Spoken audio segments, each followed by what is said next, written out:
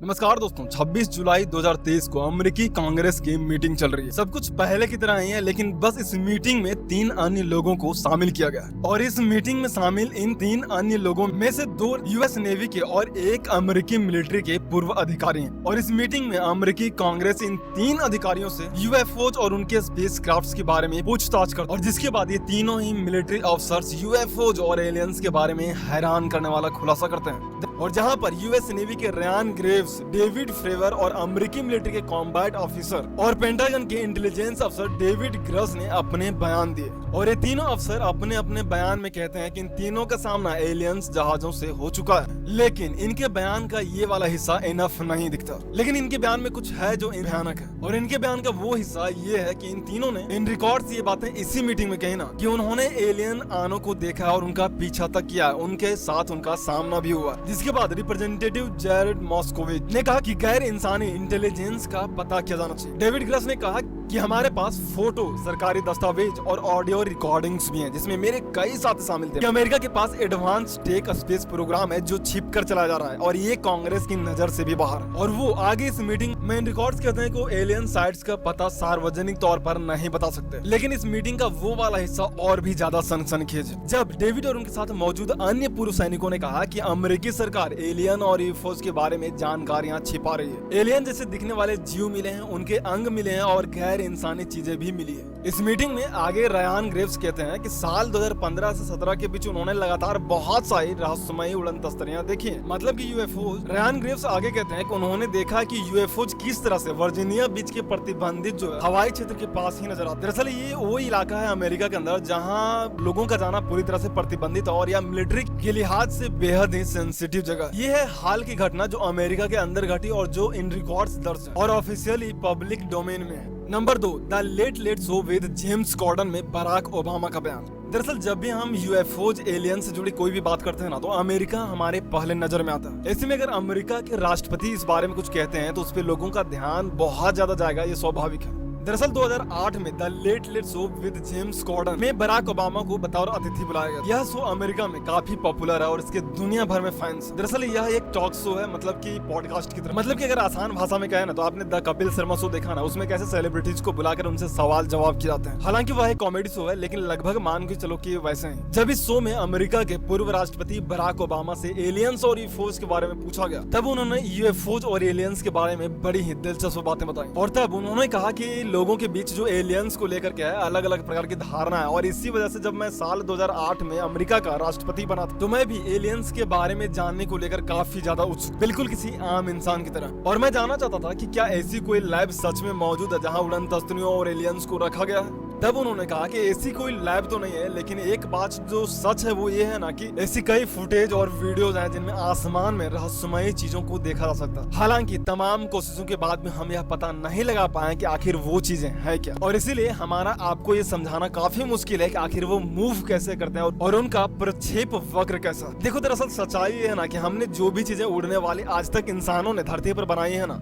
उनको एक specific design के तौर पर उनके स्पीड को देखते हुए उसे डिजाइन किया गया। और इसीलिए आज तक ऐसी कोई मशीन या फिर स्पेस क्राफ्ट नहीं बनाई गई जो पूरी तरह से गोलाकार हो, क्योंकि इस तरह से उनकी स्पीड पर असर पड़ता है और उन्हें उड़ाया नहीं जा सकता। कम से कम हमारी ज्योमेट्री तो यही कहती है, क्योंकि और इसी वजह से जो हमारे जो स्पेस क्राफ्ट उन्हें एक स्पेसिफिक मोड में डिजाइन किया गया होता है। लेकिन आपने नोटिस किया है कि आखिर ऐसा क्या है कि आज तक दिखने वाली तमाम जो उड़न तस्तरियां हैं वो सर्कल में दिखी है, मतलब कि गोलाकार दिखी है, और फिर भी उनकी स्पीड इतनी हाई है कि हमारी जो सबसे हाईएस्ट स्पीड वाले एयरक्राफ्ट है ना, वो भी उनका पीछा नहीं कर सकते। और यही सवाल है कि ये सब कुछ पॉसिबल कैसे है। ओबामा कहते हैं कि मैंने ऐसी वीडियोज देखी हैं, इनमें से रहस्यमयी उड़न तस्तरियां या यूएफओ जो हैं अमेरिका के मिलिट्री टारगेट्स को हैरेस करने की कोशिश करते हुए साफ साफ देखे जा सकते हैं। और असल में दिक्कत ये है ना कि इन उड़न तस्तरियों का जो पैटर्न है उसे समझना आसान नहीं है, और इनकी गतिशीलता और स्पीड भी अमेरिकी जो मिलिट्री है उससे कहीं ज्यादा है। नंबर 3, साल 2020, 3 यूएफओज और उनका पीछा करते हुए यूएस नेवी पायलट। आपको 2020 का वो वाकया याद है जब यूएस नेवी पायलट के द्वारा रिकॉर्डेड यूएफओज का पीछा करते हुए 3 यूएफओज का पीछा करते हुए वीडियो रिकॉर्डिंग जारी किया था। ये वही वीडियो था जो इस वक्त आपकी स्क्रीन पर है और यह आज तक के सबसे स्ट्रॉन्ग एविडेंसेज में से वन है। इस वीडियो में आप देख सकते हैं कि 3 अलग अलग अनआइडेंटिफाइड जो फ्लाइंग ऑब्जेक्ट है, जो यूएफओज है, उन्हें रिकॉर्ड किया गया एक फाइटर प्लेन से। दरअसल ये फाइटर प्लेन्स इन 3 चीजों का, जो डॉट जैसी चीजें दिख रहे हैं ना, उनका पीछा कर रहे हैं, लेकिन ये अचानक से फुल स्पीड से गायब हो जाती है। एक फाइटर प्लेन की जो स्पीड होती है ना, हमारी और आपकी कल्पना से कहीं ज्यादा होती है, लेकिन इसके बावजूद ये अनआइडेंटिफाइड चीजें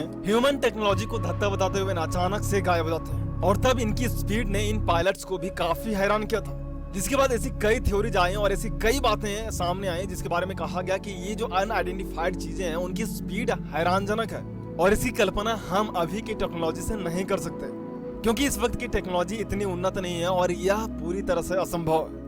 बट जो चीजें हो रही थी वो सबके आंखों के सामने थी और यूएफओज की ये जो वीडियो है ना, आज भी सबसे बड़ी एविडेंस के तौर पर पब्लिक डोमेन में अवेलेबल है। Number 4, Stephen Hawkins. Famous space scientist Stephen Hawkins का कहना था ना कि जल्द ही एलियंस से हमारा आमना सामना होगा। हॉकिंस इसके लिए एक बहुत बड़े प्रोजेक्ट पर काम कर रहे थे और इस साल दुनिया की बड़ी अंतरिक्ष एजेंसियों ने संकेत दिए थे कि कहीं बाहर ही नहीं बल्कि एलियंस हमारे अपने सोलर सिस्टम में मौजूद है। हमारा मतलब कि हमारा जो सोलर सिस्टम है वहां पर ही, हमें दूर ढूंढने की जरूरत नहीं थी।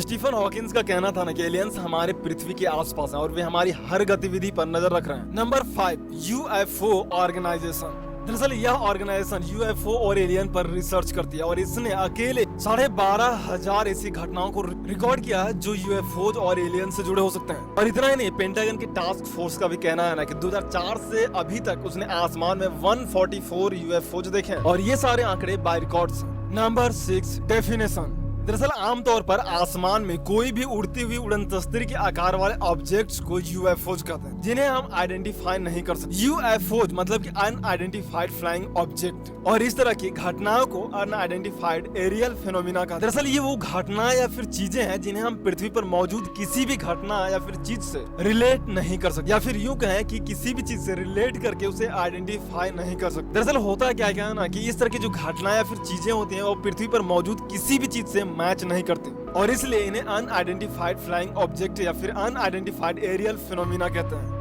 जून 1947 में अमेरिका के केनेथ आर्नोल्ड ने विमान उड़ाते समय उड़न तस्वीरों को देखने का दावा किया। आर्नोल्ड जब उत्तरी अमेरिका की कास्केड पहाड़ियों के ऊपर से उड़ रहे थे तब उन्होंने देखा कि पहाड़ी की चोटी से कुछ रहस्यमयी चीजें उड़ान भर रही हैं। वे बहुत ही तेज गति से उड़ी और अचानक से कहीं गायब हो गई। आधुनिक विश्व में उड़न तस्वीर देखे जाने की यह पहली घटना मानी जाती है, जो कि जून 1947 में घटी थी और ये रिकॉर्ड्स। वहीं एलियन से जुड़े जो गोलाकार जो शिप है ना, उनका नाम उड़न तस्वीर कैसे पड़ा ये भी बड़ा दिलचस्प है। दरअसल जब केनेथ आर्नोल्ड ने आसमान में उड़ती हुई कुछ रहस्यमय चीजें देखी तो पूरे विश्व में तहलका मच गया। उन्हें रेडियो पर इंटरव्यू के लिए बुलाया गया। आर्नोल्ड ने उन रहस्यमय चीजों के बारे में बताया जो उन्होंने देखा और तब उन्होंने कहा कि उन्हें देखकर उन्हें ऐसा लगा जैसे किसी ने पानी की सतह पर कोई तस्तरी इतनी तेज फेंक दी कि वह जोर से उछलते हुए दूर तक हवा में उड़ती जा रही है। और इसके बाद मीडिया ने यूएफओ को फ्लाइंग सॉसर या फिर उड़न तस्वीर कहा और इस तरह से उड़न तस्वीर शब्द प्रचलन में आया। Number 6, UFO research operations. अमेरिकी मीडिया ने 2017 में एक बहुत बड़ा खुलासा किया था और इसके मुताबिक अमेरिकी रक्षा मुख्यालय पेंटागन ने एलियंस और यूएफओज की सत्यता का पता लगाने के लिए एक गुप्त रिसर्च प्रोजेक्ट शुरू किया था। यह प्रोजेक्ट 2007 से 12 तक चला और इस पर $20 मिलियन जो कि तकरीबन 1 अरब 28 करोड़ जितने बराबर होते हैं। और इस प्रोजेक्ट की जानकारी अमेरिकी राष्ट्रपति समेत कुछ चुनिंदा लोगों तक ही थी, लेकिन अचानक से 5 साल के बाद इस प्रोजेक्ट को बंद कर दिया गया था। लेकिन अब ये बात सामने आई है कि यह प्रोजेक्ट बंद कभी नहीं हुआ, बल्कि इससे नए स्वरूप के साथ अब भी जारी रखा गया है, मतलब एक नए तरीके से रिलॉन्च कर दिया गया। नेवी इंटेलिजेंस की मदद से इस नई परियोजना का संचालन किया जा रहा है और इस अनुसंधान कार्यक्रम को unidentified aerial phenomena task force के नाम से जाना जाता है। अब थोड़ी इसके इतिहास की बात करें। Number 7, history of UFOs and UAP. इससे पहले कि हम आपको आधुनिक युग यानी कि जिस युग में हम जी रहे हैं उस युग की टॉप हाईलाइटेड यूएफओज और एलियन से जुड़ी घटनाओं के बारे में आपको बताएं, थोड़ा इनका इतिहास देख लेते हैं। दरअसल चीन के खगोल वैज्ञानिकों ने ईसा पूर्व 410 में उड़न तस्वीर जैसी उड़ने वाली आकृतियों का जिक्र किया है। इसके अलावा प्राचीन सभ्यताओं पर शोध करने वाले चर्चित लेखक एरिक वॉन डेनिकेन ने अपनी किताब चैरियट्स ऑफ गॉड्स में एलियंस का जिक्र किया है। उन्होंने लिखा है कि प्राचीन मिस्र की धरती पर एलियंस आए थे। उन्होंने मिस्र के जो निवासी हैं उन्हें गीजा और पिरामिड्स बनाने के लिए औजार और ज्ञान दिया। अब हम आपको मध्यकाल से लेकर के आधुनिक युग तक की जो घटनाएं रिकॉर्ड की गई यूएफओ से जुड़ी जो थी, और जब जब लोगों ने ऐसा महसूस किया कि उन्होंने यूएफओ को देखा है, हम उन घटनाओं के बारे में आपको बताते हैं। एयर 1561, जगह जर्मनी का नुरेमबर्ग शहर। दरअसल अप्रैल 1561 में लोगों ने आसमान में वहां पर बड़े ग्लोब्स, विशालकाय क्रॉस और अजीबोगरीब प्लेट्स जैसी कई आकृति देखे जाने का दावा किया। यह समय काफी पहले का, इसलिए हमारे पास इसके रिकॉर्ड दस्तावेज तो नहीं है, लेकिन उस समय के चित्रों और लकड़ी की कटिंग से उस घटना की जानकारी मिलती है। नंबर 8, सन 1897, जगह टेक्सास।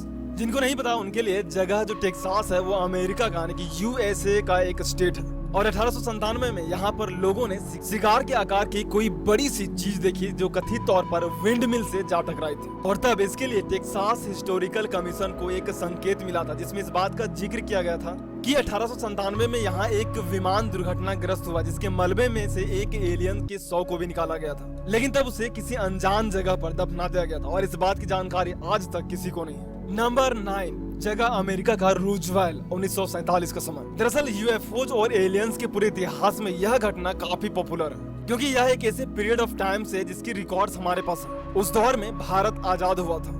दरअसल उस वक्त वहाँ एक शख्स को रूजवेल में क्रैश हुए प्लेन किसी चीज का मलबा मिला था। कुछ लोगों ने बताया कि उन्हें साफ लग रहा था कि यह स्पेसक्राफ्ट किसी दूसरी दुनिया से आया। उन्होंने एलियन के शव को भी देखने का दावा किया। हालांकि एयरफोर्स ने 1994 में अपने एक रिपोर्ट में कहा कि मलबा प्रयोग में लाए जा रहे सर्विलांस बैलून्स का था, और जो एलियंस के शव बताए जा रहे हैं वो वास्तव में डैमेज थे। लेकिन क्या यूएस एयरफोर्स सच बोल रही है? हालांकि कुछ लोग ये भी कहते हैं ना कि सरकार एलियन के धरती पर आने की इस घटना को छिपाना चाहती है, और इसलिए इस कहानी को गढ़ा गया, जबकि वो सच में यूएफओज और एलियंस ही थे। लेकिन तभी उधर अमेरिका में ही 24 जून 1947 को एक प्राइवेट प्लेन के पायलट ने आसमान में उड़ती हुई किसी अज्ञात चीज को देखे जाने का दावा किया। दरअसल उसके साथ हुई यह जो घटना है ना, माउंटेन रैनर के करीब हुई थी, जो कि वहाँ का एक जगह है जो एक दरअसल में माउंटेन मतलब कि पहाड़। लेकिन सबसे इंटरेस्टिंग बात पता है क्या है? इस घटना की रिपोर्ट ने पूरी दुनिया का ध्यान उस वक्त अपनी ओर खींच लिया था, और इस घटना के 2 सप्ताह के भीतर ही ऐसी कई अज्ञात चीजों को आसमान में देखे जाने का दावा कई अन्य लोगों द्वारा भी किए गए, और यह घटना कंटिन्यूसली बढ़ती जा रही, और इसलिए यह घटना और भी बड़ी हो गई। सेकेंड वर्ल्ड वॉर युद्ध के बाद यूएफओ देखे जाने की इस घटना को आधुनिक युग की शुरुआत होने के तौर पर देखा गया।